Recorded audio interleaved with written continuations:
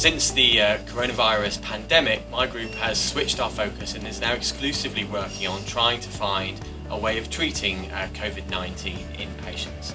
This work couldn't have been done without the generous support of ACT, and from us to you, we just want to say a massive thank you for making this work possible and hopefully improving the treatment of patients with this awful condition. When COVID hit, we needed to find a different way of working. We were really lucky just before lockdown to receive a large donation of reward toys. We were also lucky to have funds in our charity account to be able to purchase one-use toys. This meant that toys would not be carrying infection from one child to another. And Addenbrooke's Charitable Trust are continuing to support us and currently raising funds to provide teddies for children who come in without them, but also teddies that we can use for therapeutic play. So these are teddies that we can put medical equipment into and children can role play their experiences, and this really helps them to cope with all the different things that happen in hospital.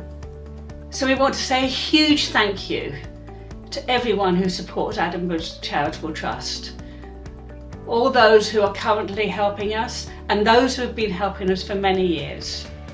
So thank you from us all. I would like to say a big thank you for your generosity and donations via ACT. Recently, I was able to access from this fund to buy some simple yet important items to help those people with dementia during their stay in hospital. We're so grateful for what we've got at the moment, so thank you so much. I'm sending you this message today to say thank you so much to all of you who have supported our hospitals during the pandemic. It has meant as an arts team that we've been able to very quickly provide on-the-ground support for patients and also for staff. So within the staff sanctuary, which is where people go to just take a break from the wards, we have built a creative wellbeing hub which has all sorts of fun and relaxing activities for staff to do as and when they want to. It has made such a difference and it's meant that we've been able to do really important work. Thank you so much. I devised a self-testing system so it enables patients to do their test at home rather than coming into hospital. And actually the need for this was made crystal clear when the COVID crisis happened, because we were doing so many telephone interviews that we couldn't rely on patients coming to hospital to have their conditions monitored, with huge risk of course to their vision. So instead this app is available on the web and it enables patients to self-test at home so we can see if they do actually need to come to hospital for a face-to-face visit. We've also been working on a hearing screen. Again, it's really important. It's one of the most common disabilities in childhood and we have a huge burden on hospital care, and during the coronavirus we have huge amounts of children waiting to be seen. So this is a test that will enable children to do a simple hearing test on a tablet. And because we have two different types of headphones, we're able to tell whether the hearing problem is in the middle ear or the inner ear, and we hope this will relieve the burden on hospital care. So we'd like to say a great big thank you to everybody who's donated to ACT, who has enabled us to get these apps out there for the children and the adults who need them. Thank you very much. I'm planning to take part in with the team is to look at how the position patients are in can help how well they manage with the oxygen you provide. We think this could have real relevance to resource poor settings where putting people to lie in their front might be the only intervention they have available to help them do better.